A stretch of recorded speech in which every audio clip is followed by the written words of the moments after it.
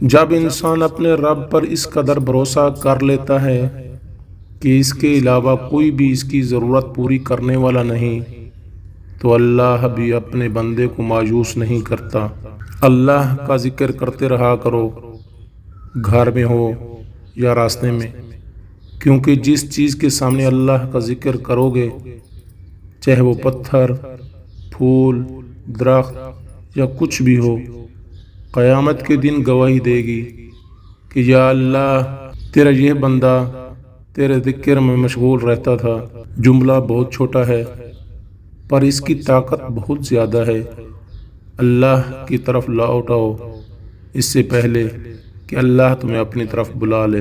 بخار کو برا نہ کہو، کیونکہ یہ انسان کے گناہوں کو اس طرح دور کرتا ہے جس طرح بٹھی لوہے کے زنگ کو دور کرتی ہے۔ ناکامی کا منہ انسان کو اس وقت دیکھنا پڑتا ہے جب ہم کامیابی کے حصول کے لیے اللہ کے اصول توڑ دیتے ہیں۔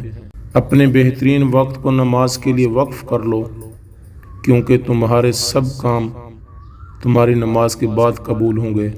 زیادہ سوچو نہیں بلکہ زیادہ سے زیادہ استغفار کرو، کیونکہ مسائل و مشکلات زیادہ سوچنے سے نہیں بلکہ زیادہ استغفار سے آسان ہوتے ہیں۔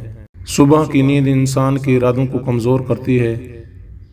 منزلوں کو حاصل کرنے والے کبھی دیر تک سویا نہیں کرتے۔ وہ قوم آگے بڑھتی ہے جو سورج کو جگاتی ہے، وہ قوم پستے میں چلی جاتی ہے جن کو سورج جگاتا ہے۔ تیرا عمل تیرے عقائد کی دلیل ہے اور تیرا ظاہر تیرے باطن کی علامت ہے۔ اے ابن آدم، اللہ سے اتنا تو شرما جتنا اپنے دیندار پڑوسی سے شرماتا ہے۔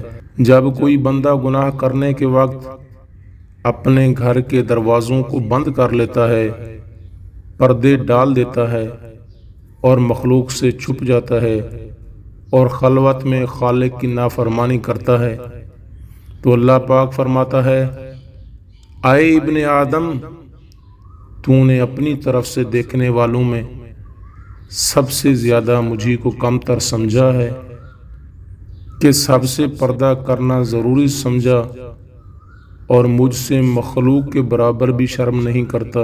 اے عمل کرنے والے، اخلاص پیدا کر، ورنہ مشقت فضول ہے۔ مکانوں کے بنانے میں عمر ختم کر رہا ہے، بسیں گے دوسرے، حساب دے گا تو۔ تمام خوبیوں کا مجموعہ سیکھنا اور عمل کرنا پھر اوروں کو سکھاتا ہے۔ کرنا اور غصہ کرنا باقی ہے، اپنے آپ کو اہل علم میں شمار نہ کر۔ حیات کا دروازہ جب تک کھلا ہے، غنیمت جانو وہ جلد ہی تم پر بند کر دیا جائے گا۔